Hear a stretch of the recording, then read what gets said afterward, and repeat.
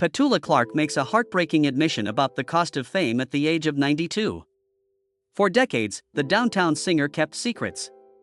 The truth about her marriage to Claude Wolff, death threats due to a political message, and harassment from influential producers. She's now spilling the beans, including the truth about what actually transpired with Elvis Presley in that hotel room. The narrative of Petula Clark starts with a moniker that wasn't even hers in the first place. Sally Alwyn Clark was born in Ewell, Surrey, on November 15, 1932. Leslie, her father, however, had different plans.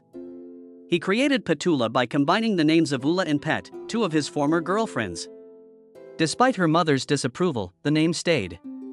Her life suddenly took a turn before it had even started. She didn't have the type of upbringing where you grow up with the same pals and stay in one area. She spent a lot of time with her grandparents in Abercanade, a small mining town in Wales, while her parents were nursing. The family continued to move as the war broke out in an effort to avoid the bombs. She was shaped by the ongoing transformation. She learned to adapt, picked up dialects, and unknowingly was developing the abilities that would make her a performer. She sang in front of an audience for the first time, and it was almost too good to be true. Standing in a packed pub with Welsh miners around her, she was only 7 years old. The room fell silent as soon as she opened her mouth to sing, even though the voices were loud and the air was heavy with smoke. It was a small taste of things to come. However, 1942 was the actual turning point. To record a message for her uncle, who was stationed in North Africa, she and her father traveled to London's underground Criterion Theatre when she was 9 years old. It was intended to be a straightforward radio presentation that was a segment of the BBC program It's All Yours. The air raid sirens then sounded in the midst of the chaos. People in the bunker were nervous as explosions rumbled overhead. The producer of the show needed a diversion. "If anyone wants to perform," he asked. Petula held up a hand. She first intended to portray a well-known comedian. Her father, however, encouraged her to sing. She started singing Mighty Like a Rose after climbing onto a crate to get to the microphone. The terror in the room was broken by her steady, clear voice. The orchestra joined in as she sang. And for a few seconds, there was no conflict outside. Everything changed with that one performance. Listeners who wanted to hear more from this young girl with the lovely voice wrote to the BBC in droves after the broadcast. She was on the radio all the time in a flash. Her voice became a consoling voice for a war-torn nation as she performed hundreds of times over the next 3 years. She was dubbed Shirley Temple of Britain by the age of 11. Her talent wasn't the only factor. It was the emotions she evoked in others. She could imitate well-known vocalists like Sophie Tucker and Vera Lynn, moving audiences to tears 1 minute and laughter the next. Her portrait was taken into battle by soldiers. She was more than just a vocalist to them. She represented everything they were fighting for, including home. She didn't only perform in large theaters. She performed in military camps, hospitals, and bomb shelters. She performed for the troops more than 500 times by the age of 12. Then came the event that cemented her legacy. When the European War came to a conclusion in 1945, Trafalgar Square saw a huge celebration. There were thousands of people there, hugging, crying, and celebrating. Petula Clark stood and sang in the center of it all. The nation's triumph now included the girl who had spent the war cheering others up. The ascent to prominence of Petula Clark was not anticipated. She was just 12 when it happened by accident. Director Maurice Elvey heard her singing for British troops at the Royal Albert Hall. He cast her in Medal for the General because he was so impressed. 1944, despite the fact that she had never taken action before. She quickly rose to fame as a child star with a strong voice and a natural on-screen persona, becoming Britain's Shirley Temple. She starred in 17 films during the next 5 years. I Know Where I'm Going, 1945, which was directed by the renowned Michael Powell and Emmerich, was one of the most important. Even among seasoned actresses, at the age of 13, she made an impression. She had previously performed for Field Marshal Bernard Montgomery, King George VI, and Winston Churchill by the age of 16. She became known as the Singing Sweetheart, a moniker that aptly reflected her rising fame. Despite her success in movies, her career would be defined by her music. At first, she didn't even want to record The Small Shoemaker. Her manager persuaded her that the song was too juvenile for her changing persona, and it ended up being the right choice. The song stunned everyone when it peaked at number 1 in Australia and rose to number 7 on the UK charts. Because of this, Clark became the first British female musician to ever reach the top of the Australian charts, which was unprecedented at the time. The song was even more revolutionary because of how widely it was heard. She recorded it in Italian, German, French, and English. In a time when most artists only used one language, this was a brave decision. It had a huge effect.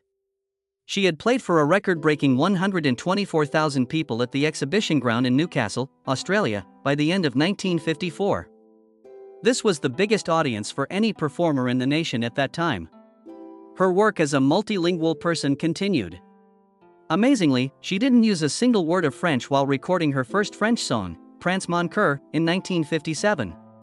She picked it up phonetically, learning the sounds by heart without understanding their meaning. Nevertheless, the song made it to the French top 10 because of how compelling her delivery was. She had sufficiently mastered the language by 1962 to win Chariot the coveted Grand Prix de Disque Français. She simultaneously released successful records in 3 languages that year: Romeo in English, Monsieur in German, and Chariot in French. That had never been accomplished by any other artist. Clark translated more than just her tunes. For every market, she recorded a completely new tune. She approached every language as a fresh creative challenge, singing in Italian, Spanish, and even Japanese. Her French song, You Twist, had sold more than 1 million copies in France alone by the middle of the 1960s. Tony Hatch sang a song titled Downtown at Petula Clark in 1964. He thought it may be popular, but Clark wasn't so sure. The lyrics, in her opinion, were too straightforward. It wasn't her style. Hatch refused to quit. He was certain that there was something unique about the song. Clark finally consented to record it. The session commenced on October 16, 1964, at London's Pi Studios, and things quickly went awry. There were delays because the electricity kept cutting out. In the room, the level of frustration was rapidly increasing. They persisted, determined to complete, even though Clark was so tired at one point that she almost left, thinking the song was cursed. They got the last take just before the studio closed. Almost unheard of at the time, Downtown was simultaneously released in 4 countries on November 16, 1964.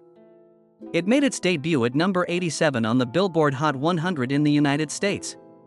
Although it was a hopeful beginning, the events that followed were startling. The song quickly gained popularity. It rose to number 5 in less than a month. When it peaked at number 1 on January 23, 1965, Clark became the first British female artist to ever reach the top of the US charts during the rock and roll era. Only the Beatles' I Feel Fine kept it from reaching the top spot in the UK, where it peaked at number 2. Despite this, Downtown continued to gain international renown. In Australia, Canada, New Zealand, and West Germany, it topped the charts. It was more than just a hit tune. It changed everything. Downtown took home the Grammy for Best Rock and Roll Recording in 1965. The competition was intense. Despite competing against the Beach Boys and the Beatles, Clark won the prize. For a 32-year-old pop star in the 1960s youth-dominated music industry, that was practically unheard of. It was Downtown that made Clark unstoppable. I Know a Place, number 3, My Love, number 1, and Don't Sleep in the Subway, number 5, were among her 15 straight top 40 successes in the United States between 1964 and 1968. Ironically, her chart success in the UK wasn't as robust at the time, even though America welcomed her as a superstar. Clark's success extended beyond English-speaking nations. Years before Downtown made her a global star, she had been recording in French, German, and Italian since 1962. That she briefly contemplated giving up on her profession in English. Her song Monsieur achieved a gold record for selling 1 million copies, making it the best-selling single by a foreign singer in Germany at the time. Clark had sold more than 70 million records globally by the end of the 1960s. She rose to fame at a time before streaming and before a single click could broadcast music over the world. In the late 1960s, Petula Clark made an unexpected foray into Hollywood. Acting in big-budget films presented a distinct challenge for her, even if she was already a singing celebrity. She won a lead role in Finian's Rainbow in 1968 at the age of 35, opposite 69-year-old Fred Astaire. Even in Hollywood, it was uncommon for romantic leads to be 34 years apart in age. Francis Ford Coppola directed the movie as a young man in his first major motion picture. Although it was praised by critics, few people attended. At the box office, it brought in $11.5 million, but that was insufficient to qualify as a success. Nevertheless, Clark's performance was noteworthy. She received a Golden Globe nomination for Best Actress in a Musical or Comedy for her warm and assured portrayal of Sharon McClunargan. Goodbye Mr. Chips, 1969, her subsequent picture, nearly slipped through the cracks. Before filming started, executives switched her to Sian Phillips from her intended role as Catherine Bridges. The hit was terrible. However, Clark was summoned back at the last minute because Phillips became ill. She now had to play a part that Greer Garson made famous in the 1939 original, one that required her to age over the course of 2 decades on screen. Despite the tremendous pressure, she succeeded, demonstrating that she was more than just a vocalist with acting chops. She truly was an actress. Audiences responded favorably to her performance, and the movie's soundtrack, which included her vocals, rose to number 5 on the UK Albums Chart. Then a daring new chapter began. At the age of 48, Clark made her Broadway debut in The Sound of Music as Maria Von Trapp. It was an unexpected decision. Typically, significantly younger actors played Maria. However, viewers adored Clark because she gave nuance and experience to the role. She performed 8 shows a week for 15 months in the production. Even for younger performers, the pace was harsh, but she wasn't finished yet. In 1995, she played her most audacious part on Broadway. She was chosen to play Norma Desmond in Sunset Boulevard, a part often assigned to actresses in their 50s, at the age of 62. Audiences witnessed something unique when she joined the US national tour, despite the risk. She captured the character's dramatic decline from fame by portraying Norma as both majestic and broken. The 56-week trip visited 23 cities. Additionally, Clark's performance was so good that she was asked to return in 1997 to the West End in London. Having acted in more than 600 productions, she was the oldest actor to ever play Norma Desmond. It was among the most influential positions she had ever held. Clark refused to slow down, even in her 80s. Living for Today, her 48th studio album, was released in 2017 at the age of 84. The CD had a variety of original songs and covers, including an unexpected rendition of Steve Winwood's Higher Love, and her voice was still powerful. She became one of the oldest artists to ever chart when it peaked at number 46 on the UK Albums Chart. Everyone was shocked by what transpired next, though. Rather than resting, Clark took to the road. At 85 in 2018, she started a 53-date US tour, playing in places she hadn't been to since the 1960s. Even younger artists find it difficult to play 90-minute sets without an interval. The biggest surprise, however, occurred at the B.B. King Blues Club in New York City on February 23. She remained on stage after her scheduled set was over. Rather, she remained for an additional half hour. Impromptu jam session with the house band that extended the performance into midnight. On March 2, 1968, Petula Clark accomplished something that had never been seen on American television during filming her NBC special. She put her hand on Harry Belafonte's forearm when they were performing on The Path of Glory. It was a modest, instinctive move. Only 3.5 seconds long. However, history was made at that same time. Clark's touch was the first instance of a white woman making physical contact with a black man on American television, and it happened at exactly 8:47 p.m. There was nothing more important in timing. In 17 states, interracial marriage remained prohibited. It was the height of the civil rights movement. Additionally, Martin Luther King Jr. would be slain a few weeks later. That was not a scripted touch. There was no plan. It occurred because the song's message and impassioned appeal against war evoked a sincere bond between the two musicians. Inspired by the performance, Clark reached out without thinking. The nation took notice when that one incident broke an unwritten racial barrier. The response came instantly. In the first 24 hours, NBC received almost 3,000 letters and calls. A few viewers were furious. For others, it was a long overdue move in the direction of racial equality. However, the indignation was personal to one of the men present that evening. Chrysler executive Doyle Lott, whose business had financed the program, was appalled. The contact seemed dangerous to him. Not only to car sales but also to social norms. He demanded that the scene be res hot without any physical contact because he was afraid that viewers in the South might boycott Plymouth. Lott's response revealed the pervasive prejudice that persists in business America. A high-stakes, 7-hour struggle with network officials resulted from his demand.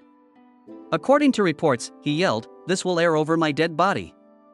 Chrysler wasn't worried about public opinion or even artistic integrity. It has to do with money. They wanted it removed if broadcasting an interracial touch resulted in a loss of business. Petula Clark, however, declined. She wasn't going to allow a sponsor to ruin a significant milestone in her career, which she had established on her own terms. She was aware of what she and her husband, Claude Wolff, needed to undertake. After a 12-hour standoff with Chrysler and NBC, they destroyed all alternate takes of the duet at 2:15 a.m. The performance was erased in 7 separate variations. The 37-minute video is lost forever.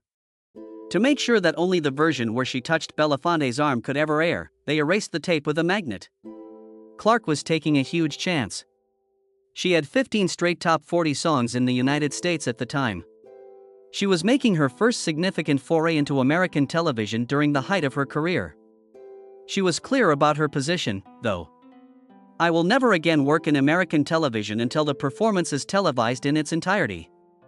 As Clark had intended, Petula debuted at 9 p.m. on April 8, 1968, 4 days after the assassination of Martin Luther King Jr. The contact persisted. Chrysler had lost in spite of everything it had done. And that little 3.5-second personal connection turned into a television history milestone. Throughout her career, Petula Clark had many unexpected encounters, but few were as shocking as when she happened across Yoko Ono and John Lennon's well-known bed-in for peace at the Queen Elizabeth Hotel in Montreal. The date was June 1, 1969. Clark was unaware that she would soon become a part of music history while she was in the city. Lennon was recording "Give Peace a Chance," which would eventually become an anthem, in room 1742. It was casual, bordering on frantic. The room was crowded with journalists, activists, and poets. Clark was one of them. Requested to participate and gave a lyric sheet. A local studio owner brought up a tape recorder and a few mics for the sparse recording setup. Clark's voice hardly made it into the final mix, even with the all-star cast. She has acknowledged over the years that she is completely deaf on the track. Nevertheless, the song peaked at number 2 in the UK and made an impression on the US charts, becoming Lennon's first solo single. In retrospect, Clark calls the entire event unreal.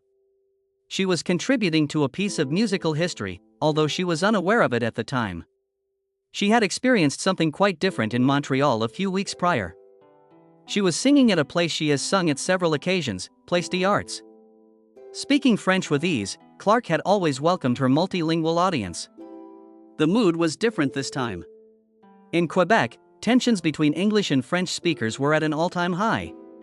There were severe cultural differences and bombs by the Quebec Liberation Front that year. Clark found himself in the center. English-speaking audience members jeered her when she sang in French. The French speakers followed suit when she changed to English. The experience was heartbreaking. Anything she was unfamiliar with. Not all of Clark's chance meetings were grave.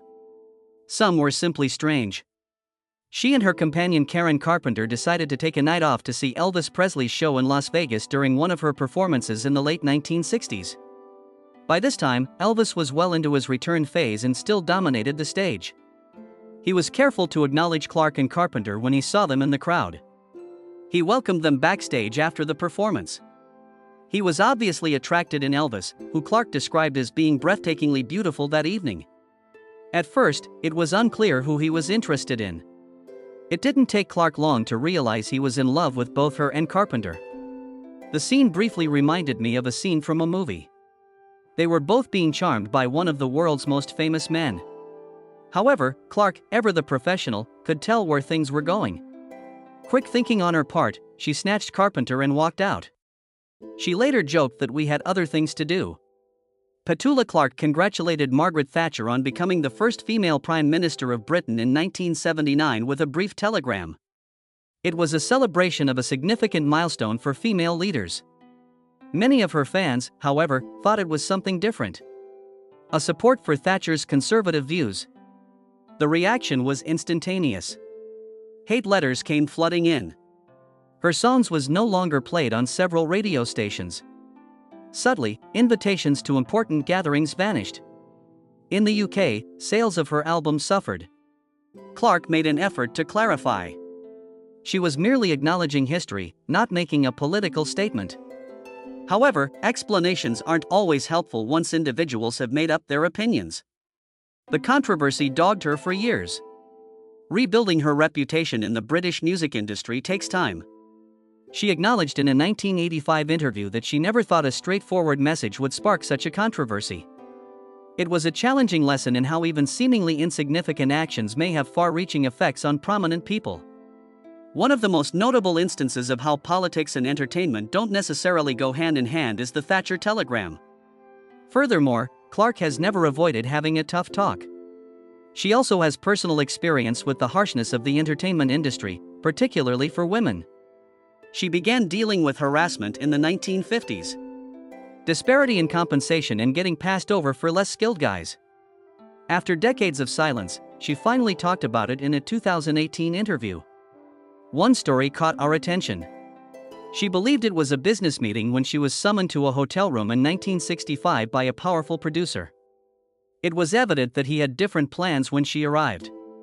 However, her career might have ended if she had spoken up at the time. Staying silent or risking everything was the reality for women in entertainment. It was more than just harassment. Clark disclosed that she frequently received lower compensation than male performers, even those with less experience. She was told to keep quiet and seem nice, and she was passed up for opportunities. The fact that men were in charge was just accepted, she claimed. It was viewed as career suicide to challenge that. However, things changed, and Clark started speaking up more. She has advocated for movements such as Time's Up and the Me Too movement in recent years, speaking out against sexism in the business in films, op-eds, and interviews. She made one point very clear in 2020. Progress is encouraging, but we must continue to be on the lookout. True equality is still a long way off. Claude Wolff and Petula Clark clicked right away, and their love affair began. She met him at Vogue Records in 1961 to talk about her career in French music. He was a French publicist, and she was 29. Their love progressed quickly, and they were married before the year was out. They eventually had 3 kids. Patrick in 1972, Barbara in 1961, and Catherine in 1963. Their marriage appeared to be stable for decades. In an industry where partnerships rarely lasted, fans viewed them as a long-lasting couple. However, in 2013, Clark revealed something startling. She acknowledged that she and Wolff were no longer romantically together after 52 years of marriage. They did not live as husband and wife in the conventional sense, yet they never got divorced. Rather, they developed a distinct bond, remaining legally married but living different lives. The fact that Wolff was still Clark's manager added to the oddity of this situation. Their working partnership lasted forever. Until the end, Wolff kept up her career management. His death occurred on March 20, 2024. Clark, who was 93, was devastated. She described her sadness as overpowering and said she was at a loss for words in a touching Facebook post. After 63 years of marriage, their relationship had grown from desire to a close bond that went against the grain. Their bond remained strong even in the absence of romance. However, her career did more than only change her marriage. It affected her kids as well. Clark has been candid about her feelings of guilt as a mother. She aspired to be a successful performer, a loving wife, and a caring parent all at once. That required difficult decisions. In an attempt to spend every moment with her children, she would leave her Geneva, Switzerland home at the last minute to attend events in Las Vegas. But she was worn out from it. Before taking the stage, she would arrive in the United States with little time to get used to her surroundings. Rather of networking or unwinding after her performance, she would board the first flight back to Geneva. She eventually realized that her work and her family had suffered as a result of this demanding schedule. "I believe my family and my performances suffered," she said. The shame persists even when her kids tell her she was a good mother. "I still, and probably always will, feel bad about not being the ideal mother." Although Petula Clark has accomplished a lot throughout her career, Her work as a songwriter is among her most underappreciated accomplishments. She was admitted to the Songwriters Hall of Fame in 1998 as a composer in addition to a singer. It's possible that many fans are unaware that Clark wrote a number of songs during her career, including a duet with Harry Belafonte against war. It was an audacious, contentious, and far-reaching performance.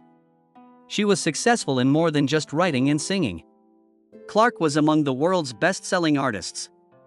She was the recipient of the Minim Award for European Artist with the highest sales in 1966. She won again the following year, this time for having the most sales of any female artist globally. Alongside some of the biggest names in Hollywood, she received a Golden Globe nomination in 1968 for Best Actress in a musical for Fenian's Rainbow. She was as amazing on stage. Her performances in Blood Brothers, Sunset Boulevard, Mary Poppins, and The Sound of Music earned her BAFTA nominations. Few performers are able to control both theater and music, but Clark handled it with ease.